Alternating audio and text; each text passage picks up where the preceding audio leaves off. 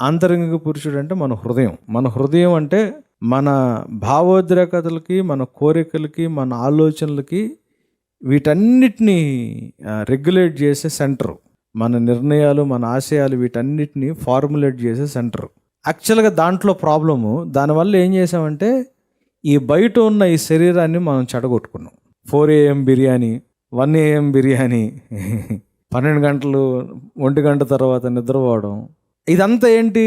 లోపల ఉన్న కంట్రోల్ సెంటర్ని మనం కంట్రోల్ చేసుకోలేకపోవడం, ఇన్నర్ మ్యాన్ని కంట్రోల్ చేసుకోలేకపోవడం, అవుటర్ మ్యాన్ని మనం ఏం చేస్తున్నాం?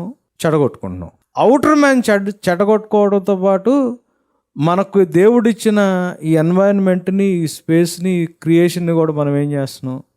చెడగొడుతున్నాం. సో మనం దాంతో సఫర్ అవుతున్నాం. మీరు ఫస్ట్ టైం దేవుడి దగ్గరికి వచ్చినప్పుడు ఆయన మన అంతరంగిక పురుషుణ్ణి, అంటే మన ఇష్టాలు, మన కోరికలు, మన భావాలు, మన సంకల్పాలు, వీటన్నిటిని కంట్రోల్ చేసే ఒక సెంటర్ ఉంటుంది. దాన్ని బైబిల్ ఏమన్నారు? ఆంతరంగిక పురుషుడు, ఇన్నర్ మ్యాన్ అని.